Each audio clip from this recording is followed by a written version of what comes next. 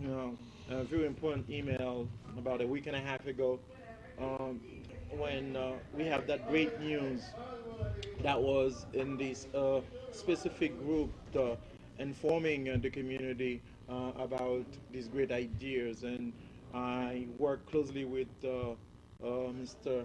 Frantz, a gentleman that I've known in Boston. And I did suggest him to kind of use this kind of format really when we want to do a publications, because usually when we keep it inside and don't open it as a press conference, we tend to have a lot missing. But today it's a press conference. The format is as simple. I'm gonna open it with basically what we're here for, and we're gonna let Friends give his speech about this invitation and this opportunity for our community. And then from there, if you are a media, you're gonna raise your hand, tell which media you're from. If you're community leaders, you can do the same. We're gonna take it as a record, and then from there, all questions will be answered. It shouldn't be no more than 25, 30 minutes. So it's not a meeting, it's just a press conference. The opportunity is to have a flight coming from here to Haiti, our homeland. But let me tell you, I put that little airlines. A lot of people already thinking big, so we don't know until France tells us. The floor is all yours. Well, first of all, I want to thank you for arranging this press conference for us to inform the community of this wonderful project that we've been working on for the past 8 months. The project came about 8 months ago when I had a meeting with Mr. George Solmers, who's a Haitian pilot retired from United Airlines after 38 years. We had a meeting over at Cap County Airport, and after that we started brainstorming about a flight. Then he says, it would be a great idea to have a flight from Atlanta to Haiti. And we start to discuss it. And what we find was most interested is the fact that Georgia is in a unique position. It's geographically surrounded by 5 other states: North Carolina, South Carolina, Atlanta, Florida, and also Tennessee. And within those 5 states, there is a small Haitian community there. Right now, if we need to go to Haiti, we have to take a flight from Atlanta to Miami, then transfer from Miami to Port-au-Prince. And if you're traveling by Spirit Airline, you have to go to Fort Lauderdale, spend the night in Fort Lauderdale, and take another flight the next day from Fort Lauderdale to Haiti. So it's very inconvenient for us to do. So therefore, we mentioned having a flight to Atlanta to Haiti. It's a difficult thing because aviation is very expensive and it's very complex. The airlines, when we start this project, we start to notify the airlines. We have called Delta Airline, Spirit Airline, Southwest, Incel Air.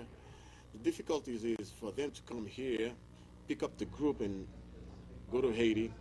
They're coming back empty.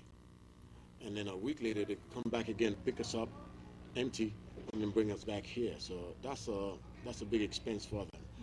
And since it's something that hasn't been done, the airlines are asking themselves, is this worth an investment? So therefore, what we decided to do is to conduct a test flight. First of all, the purpose of the test flight is to see whether or not there's a demand for it. If the Haitian community responds to the first flight, then we have all this collected data. And then we can go to the airline and say, look, this is what we've done. This is how we've done it. There's a need for it. There's approximately 40 to 50,000 Haitians in Georgia. So once we present them the need, the demands for it, and then they'll start thinking about it. Because right now in New Jersey, in Newark, New Jersey, Southwest Airlines have 3 flights a week to Haiti. Now, the community of New Jersey does not have to go to New York anymore. Straight from Newark Airport, they can get a Southwest Airlines to go to Haiti. So why can't we do that? And then we start looking at airplanes. Since the airlines is not an option for us at this time, we thought about chartered plane.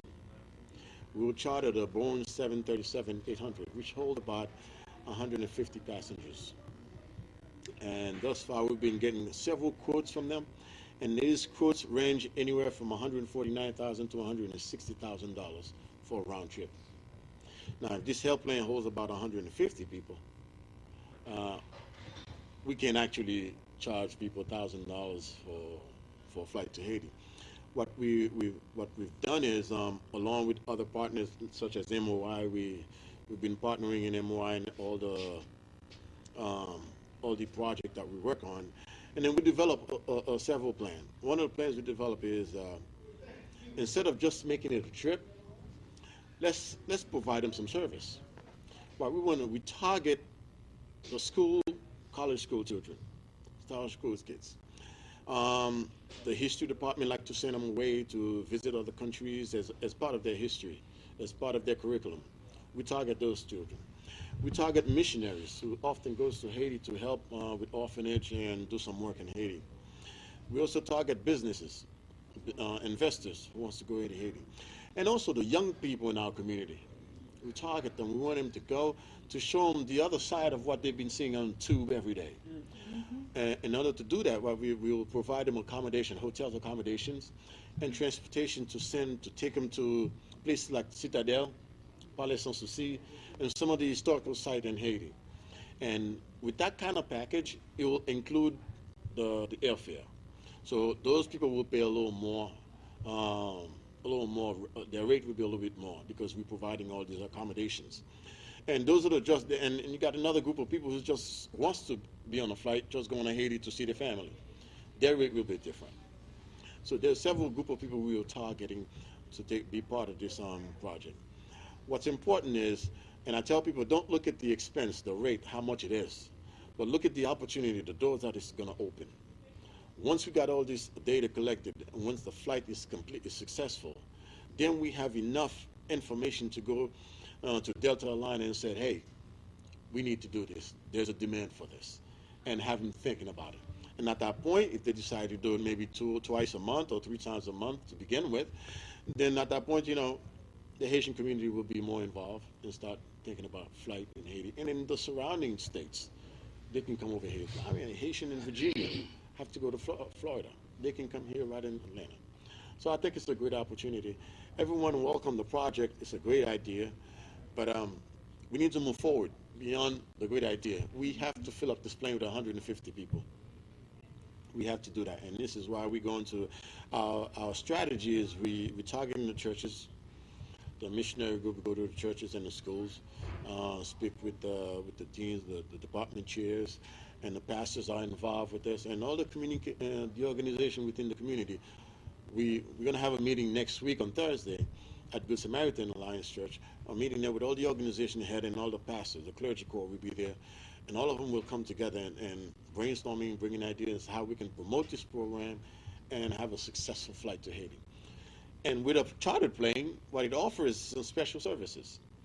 Some of them have promised me they will serve Haitian food on the plane. We will have private TSA agents. We'll have private boarding, private gates to get into. We're not going to be part of the shuffle, the daily shuffle. So we'll get private first-class treatment all the way from here to Haiti. And we hope to put out a T-shirt that says I was part of this first flight to Haiti. So just a little memorabilia from the trip to interest people, to kind of get people into the mode of going on the trip. So we're hoping we can either get a private airfield, such as Briscoe Airport or maybe PDK, and to avoid the hassle. And as when I'm speaking, I see the pilot coming in. He'll be able to give us a little more information. But therefore, thus far, this is what we've been able to do, and communicating with the organization head, with the pastors, and with the community to fill up that plane of 150 people. So I ask people from now to start making their reservation. Between now and the flight is in June 24th to July 1st. So between now and then, we took an installment plan. If someone wants to put down $300 deposit today, that's fine to make a reservation, and then next month bring in another $200 until they pay their total rate. How much would that be? Let's just And from times until they reach their rate. I don't have a particular rate, but for my estimation, it ranges between $7,000 to $1,000, especially those that are being given the part of the accommodations. So their rate will be somewhere around $1,000. Okay, so this is where we stand with the project. Do we want to get him close? Yes, George, come in. what we're gonna do, we're just gonna let them finish the expositions, and then from there we're gonna take questions and at a time. Pilot is here, ready to go. Okay, I guess I'm center of attention. Smile. If you can briefly introduce Pilot. Yes, sir. Let me get this up. As I mentioned earlier, this project, we've been getting some information resources from George, because George is an experienced pilot with United Airlines, with 38 years retired. And when we both met and talked about this project, he said, Frantz, it's a big project. It can be done, but I will give you all the resources that you need. You got to do the legwork. You got to really commit to this, but it can be done. It's a huge project, can be done. So he's been instrumental in where we are today with this project in terms of research, direct us to the right resources, the right personnel, asking the right informations about the plane, about the logistic of it, or the little nitty-gritty stuff about the aviation. He's the expert on that. So he's been, I'm glad to have him as my partner and helping us on this. So I just pass it on to George to just give us an introduction as to a better idea as to what we got ourselves into and what this project entails. So George, thanks to you. For those of you who don't know me, my name is George Solmers. I'm originally from Haiti, but I've lived in the United States for 54 years. And I retired 5 years ago as a pilot with United Airlines. Previous to United Airlines, I flew with Eastern Airlines for about 20 years. This is a wonderful project. It entails a lot of money, big money, and it would require efforts from people here, meaning in this side of the ocean, as well as those in Haiti. I don't know how involved or how much of this project that Frantz has been able to enlighten you about, but it would require that in addition to filling a 150-seat airplane, it would require the logistical aspects of transportation in Haiti, lodging, and excursions. And all that is a business that promotes other business, in that you're going to need the transportation coordinators in Haiti, you're going to need the lodging individuals in Haiti, the excursions, sightseeing, historical or otherwise, and also the coordinated people here to facilitate the transit of the group through customs and all the regulatory items that are required by the federal government. We have to satisfy the federal government here. Nobody can get on the airplane without having a valid passport, and that's essentially what it requires. And it is something that I think is doable, but it requires participation and foresight and long-term vision from everybody sitting here. You know, it is not a one-term item. It is something that I think if you promote it properly, you can increase it from maybe 1 to 2 a year to hopefully once a week, and maybe more than once a week. So that's all I have to say in terms of the project itself. Is there anything else I Yes, can answer? we'll go with the questions and answers. At this point, we would like to open the line, and we do have two from the panel that the question is going to be addressed into. First, Frantz, as he explained in details the scope of this project, and also if you have questions with regard to the experience, can tell 38 years is quite safe flight we can get. So I think you have a question? Yeah, I have a question. She's first. It's not bad. Can you get my name? Thank you. But the only thing that me and Fabrice we can offer, we going to have a TV show. We will start in January 8th, right? So we can promote the project, talk about it in the show. Every Sunday from 6 to 7, it will be live, and we will broadcast it in Comcast, right? And that's the only thing now I can do, because I'm not planning on going to Haiti anytime soon, but I can just buy the ticket and Give it to me. give it to you.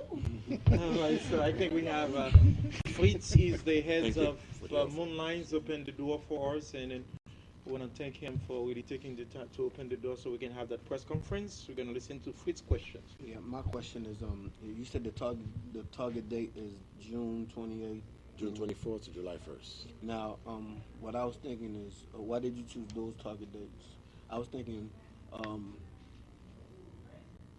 a lot of times the demands for Haiti, especially for people from here, is when things like Fête Champêtre, in Haiti, things like Carnival.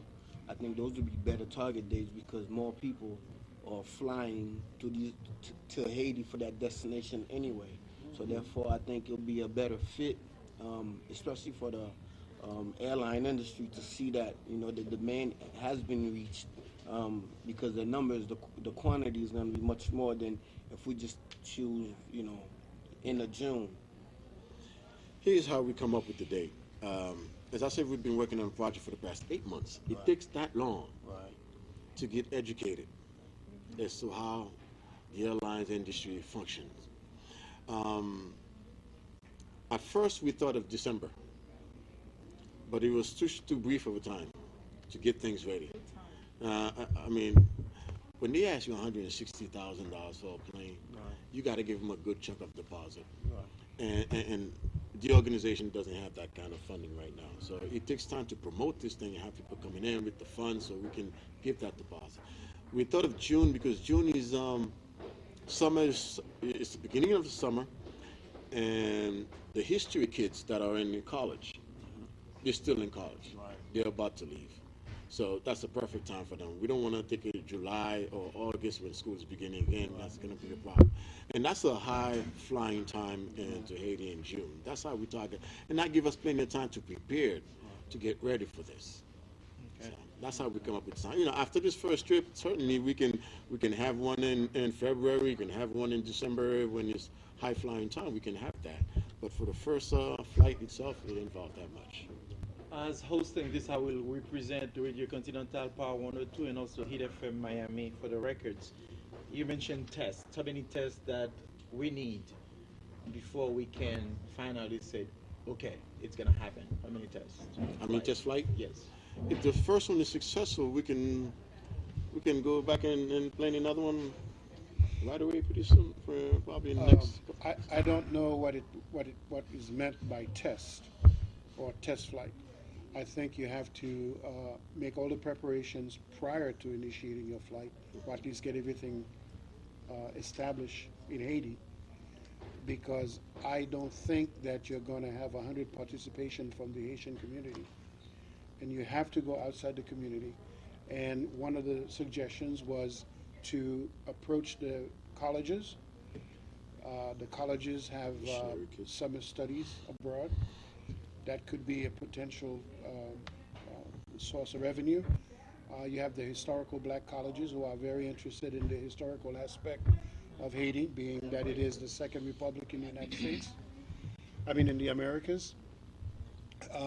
So all these things have to be working in order for you to see how much participation that you're going to get from the Haitian community, and then to fill the balance of the airplane with other individuals who may have an interest or will have an interest in Haiti.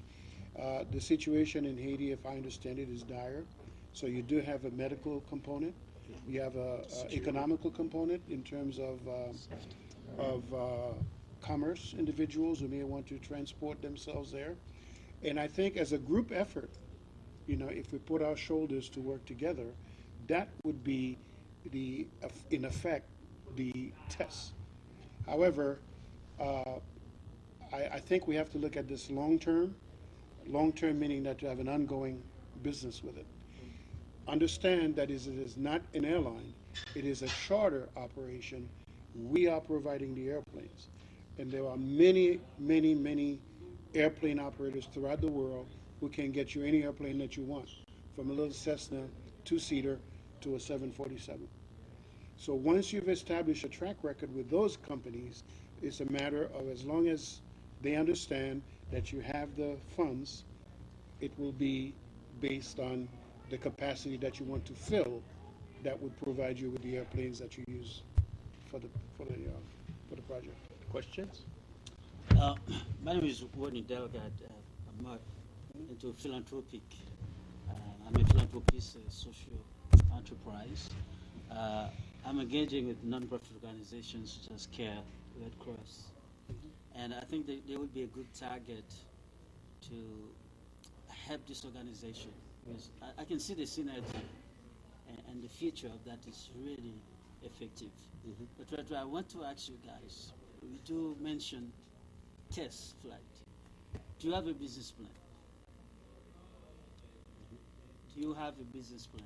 It's being formulated. Yeah, we do have It a is being business plan, formulated. yes. And this is why I've enumerated those aspects of the business plan which has to be developed, and it has to incorporate individuals who are in Haiti, because we cannot go and supply buses in Haiti. You have to have those individuals who operated there. So there's an opportunity for those individuals to have that business, as well as your lodging individuals, as well as your tourism aspect in terms of the historical site that these individuals might want to visit. And one of the things we do plan to do is to go to Haiti ourselves and set up those satellite sites, those network with the people that's going to help us coordinate with the transportation. I was on the phone with one of my colleagues this week, and she said she already had a buses down there, 23 passenger buses. She already made that available to me, and I discussed lodging in Okap. Yeah. And she gave me three hotels in Okap, but some of them they may not be able to accommodate 50 people. I may have to split them in two, and she gave me all that information and providing all that. And this is one of the things that we have to do is we have to be on the ground. We're gonna be on the ground ourselves to make sure that those things are in place. And furthermore, we discussed this project with Consul General Thomas Gundy to see in which way he can help us out in terms of providing security in Haiti, and also if there are investors out there, meeting some government officials and see what we can do in that demand. So we're working on that with them. So try to cover all the aspects of the trips. And once we get to Haiti, there will be doctors that will be available to our crew, to our people, and security 24/7. Make sure they have a successful trip and everything goes well. That's a big thing. And where would you go? Would you go to Port-au-Prince or Cape or Okap? The initial stop will be Port-au-Prince. And then from Port-au-Prince, then we can go to the different historical sites. There are some sites in Gonaïve and Jeremy. Yeah, if you you go to Port-au-Prince. So if we want to go to Okap, would do I have to pay an extra money to go to Okap? For the historical site, that will be part of your package. That'll Be part of the package that we will be offering. Yeah, If you choose to, I think- if you choose this package, this is what we're gonna do. Such and such date, we're going to Okap. Such and such date, we're going to Jeremy, and then you will know exactly our destination when we will go. Kind of like excursion. Yeah. Kind of like excursion. It's like a cruise ship excursion. Okay, Right. okay. Yeah, kind of You like fly to Alright. Port-au-Prince because the airport, I've not been there. I've not been to the other cities. Okay.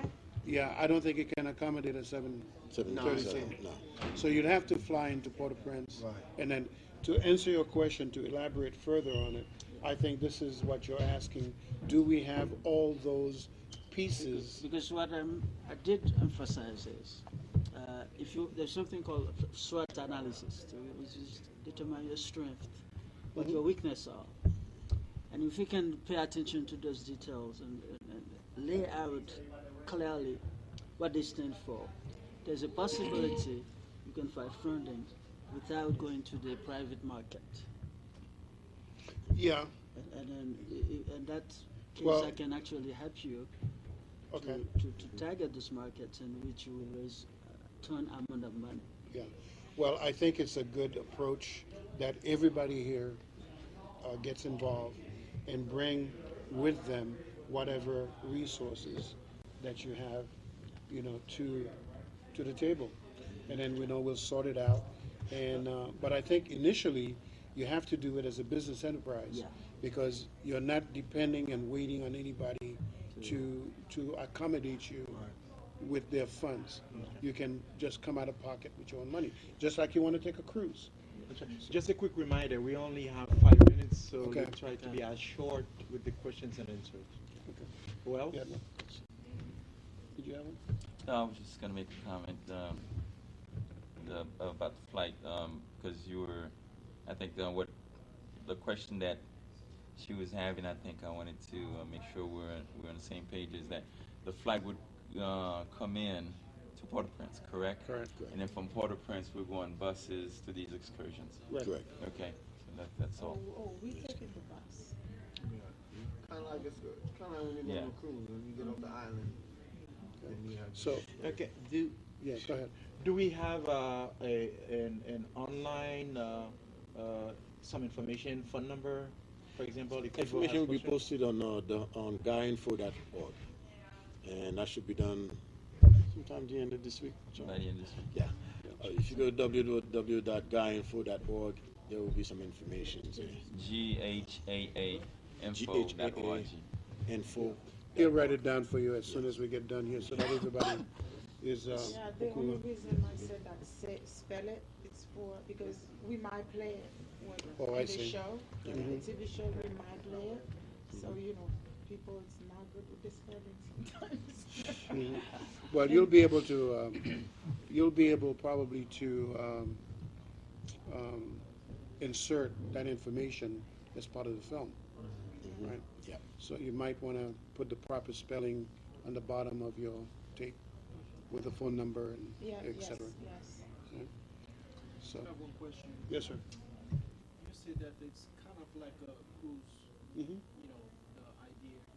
When the plane lands to Haiti, from the time that you're spending in Haiti, what happened with the plane? They take it It's out. coming back. It's coming back. Okay, the way the charter operation works, you rent an airplane just like you would rent a car, except you're not the driver. The airplane is leased to you for the trip. It flies you to your destination. It leaves and goes and does something else. Okay, and then it comes back for you at the appropriate time, and then it flies everybody back out. Okay. And how many days can you go for? Like when you go there? We're how going for many- 7 days, the 24th to the 1st. 7 days. Yeah, so far, the plane leasing, what they call a wet lease for a charter, that means it includes a crew, everything that you need to organize the charter. In other words, the people who handle you at the airport, to clear you to customs, both here, and those same people are responsible for helping you with clearing customs as a group in Port-au-Prince.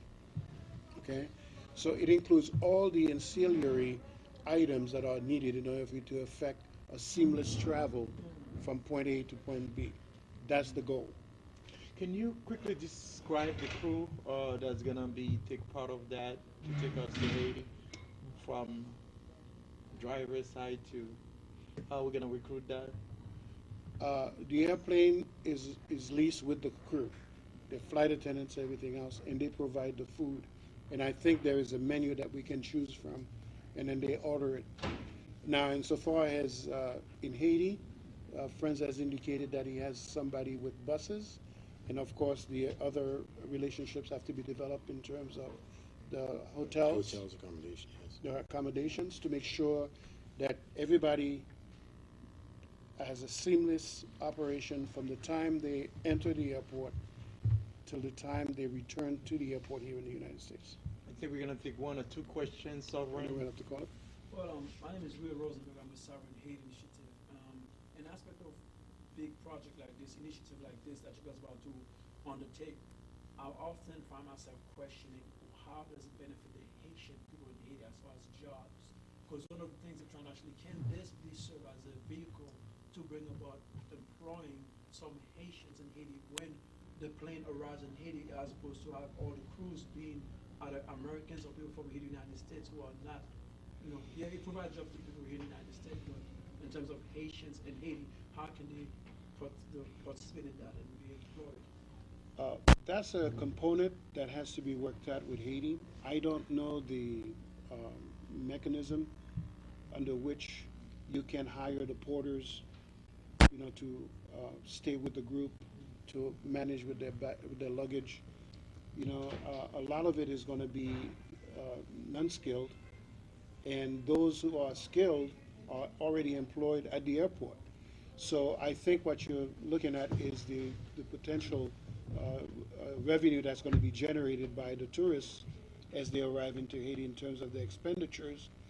And those jobs are totally dependent upon the individuals who supply us with the buses and the hotels themselves. I don't know if there's anything else. However, there is one component. Assuming that we're successful, if we do it more than once or twice a year as a carnival excursion, we get to do it regularly. You have potential for transport because the bottom of the airplane makes more money than anybody sitting on top. Cargo flies at $1.65 a mile. Passengers flies at 30 cents a mile. Okay, so there's a lot of potential for transporting. So this is another venture that could be developed in terms of, Well, I'm gonna let the last one go, Yes. because we really have to wrap up for Okay. the show. My name is Milto Jean-Noël, and I'm with the Haitian Catholics of Gwinnett County. And I have a two-part question. The first part is, I understand this is going to be like an arranged travel, and you're targeting the universities. Do you already have many universities sign up with you, or you? We do not have a commitment from them yet. Right now, we're in the process of soliciting them, but we do not have commitment yet. That's part of our plan, to solicit them, present them the project, and we have to work out their own details and see if they can participate in that. The second part of my question is, would you take passengers that's not going to be part of the arranged travel? sure, Absolutely. as long as there are seats. As I mentioned earlier, their rate will be different, but absolutely we'll take it. Yeah, because that's where I'm from. I go up there. If I go there, trust me. Sure, I'm not gonna be with it's gonna be this minute so we can continue the networking. So unfortunately, we gotta wrap up. So for the records today, I think it's the first steps, and then we probably gonna continue to use your information lines, and if media of the community wanted to ask questions, and do we have a website in construction? They can go to www.ghainfo.org. That's gainfo.org, and all the information will be posted there. And I just want to thank all of you for coming out and support this project. This is not a one-man project. This is not a one-organization project. We all got to put our hands on it. We may initiate the early stage of it, but in order for this to develop, to unfold, we need everybody's on this. And it's not just we all will benefit, the whole community will benefit from this. So I thank you all for coming out. I thank Fritz for opening your doors here at Moonlight for us. He's a big supporter of the Haitian projects here. Chenet from 102 Continental, Mr. Delgado, thank you very much, all of you, for coming out. And let's make this our personal project. And I'm open. My phone is 678-748-0946. You can call me for further information or anything that you needed. So, again, thank you very much for coming out. Thank you. We can continue to network and So keep in there mind might the be a buzz. co-buyer.